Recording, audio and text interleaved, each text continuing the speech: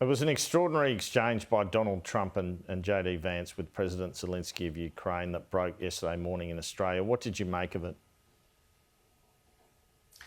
Look, it was. I sat down and I watched the full 53 minutes of it. It was a very heated exchange towards the end. I think there's two things I want to make clear. Number one is that Australia stands with Ukraine. We've always stood with Ukraine since Russia's illegal, immoral and unjustified invasion of Ukraine in February 22. That's why we provided diplomatic, political, military and humanitarian aid to the Ukrainians. And we want to see Ukrainian sovereignty upheld in any peace settlement. So that's our position. But I think what we saw yesterday in the Oval Office is a very different US approach to security and trade. I think President Trump is rebalancing the terms of trade and security, and that has implications for Australia.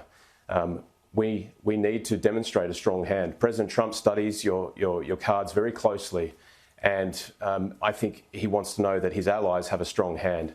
What does a strong hand look like? Well, I think that means investing in our defence force. And that's why today's announcement of the F-35s, which has been in the works for many months, sends a strong signal, not just to the region, but also to a critical partner like the US, that we're not a free rider, we're actually a heavy lifter, and we're going to invest to take care of our own security, not be dependent upon the United States all the time. Well, you're right that he talks about cards, but President Trump and the Vice President were telling President Zelenskyy he wasn't grateful enough for America's support and that his country would have been overtaken quickly without US military support.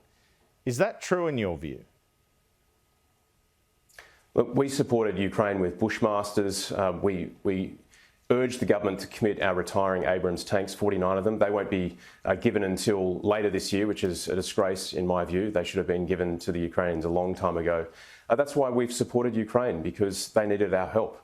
But they demonstrated they could stand on their own 2 feet. But of course, this is a war of attrition, and they've needed a lot of military, material and humanitarian aid, which the Australian government has been happy to give it, first on the coalition and then Labor, and we've been bipartisan on that approach. Well, do you believe President Zelenskyy President Zelensky's fighting for his country? He's fighting for his country. I'm not going to comment on an exchange between President Trump and President Zelenskyy. Of course, we support Ukraine. Of course, we have supported them literally with military and material aid over the years.